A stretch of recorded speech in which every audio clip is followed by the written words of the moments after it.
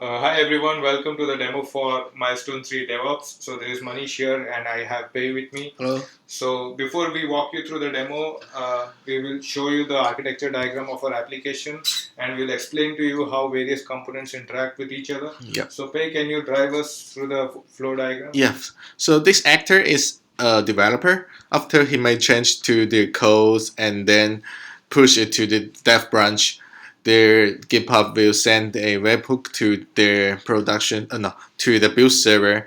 After the build server got this request and then build this newest code, and if it pass, their production branch will merge the latest changes and trigger a webhook. After the production server got this webhook, it will clone the production branch and then apply the changes to the Canary application. Okay. So I see that you have Canary application and stable production Yep. application, two versions on the production server. So I guess the Canary app is, all the latest code comes on the Canary app and it does not go to the stable version. So only when things are very fine and they have been thoroughly tested, like the administrator or the client decides to move the code from Canary app to the stable app. Yeah. Okay. So can you explain what is that proxy thing that I see on the There's a right-hand side? these five actors here are just the normal user of our web application. So they will come after they visit the website. Proxy will take all the traffic and redirect 30% of them to the Canary app and 70% of them to the stable version. Okay.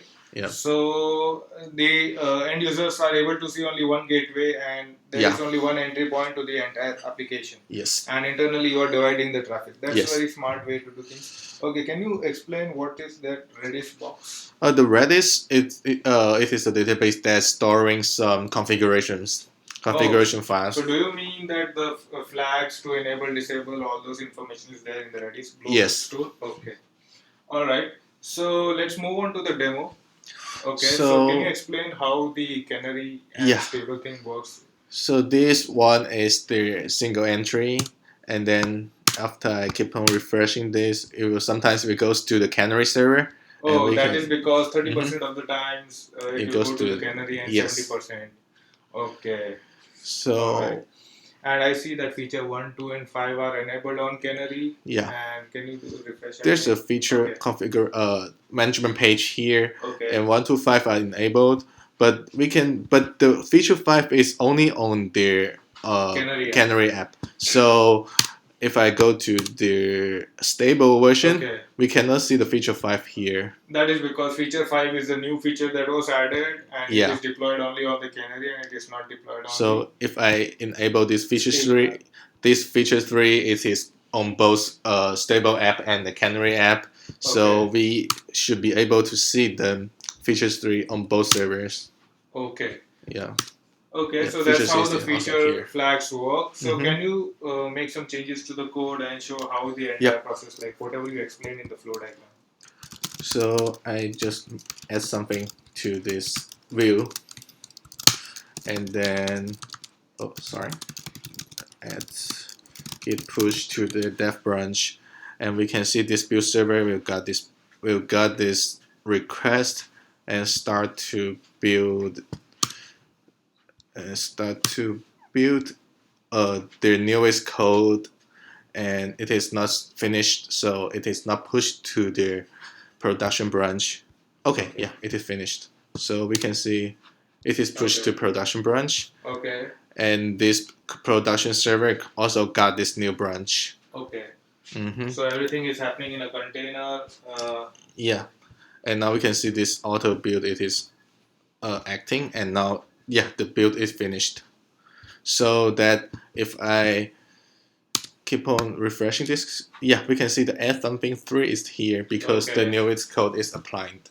Okay, so can you show us how we are monitoring the resources? Yeah, so there's a monitor page here, and it monitors the CPU usage, memory usage, and the network I/O. So we are monitoring 4 metrics here, as I can see, and various instances that are running. Yeah. So do you have something like alerts so that if something goes above threshold, then you get a mail? I have some code that manually increase some CPU usage. So you are stressing the CPU using Yeah. some code. Okay. If I run this one, and we can see that the CPU usage goes up to 50%, 49%. Okay, so what is the? Oh, I see a mail. Okay, Yeah, that's this good. is a mail. There's So alert there's the that alert. there. Okay, this can be customized as required. Our predefined rule here is that if their CPU usage goes up to 30%, it will Okay. triggers a alert mail. Okay. Mhm. All right. So the alert thing is working, and as Yep. we can see here.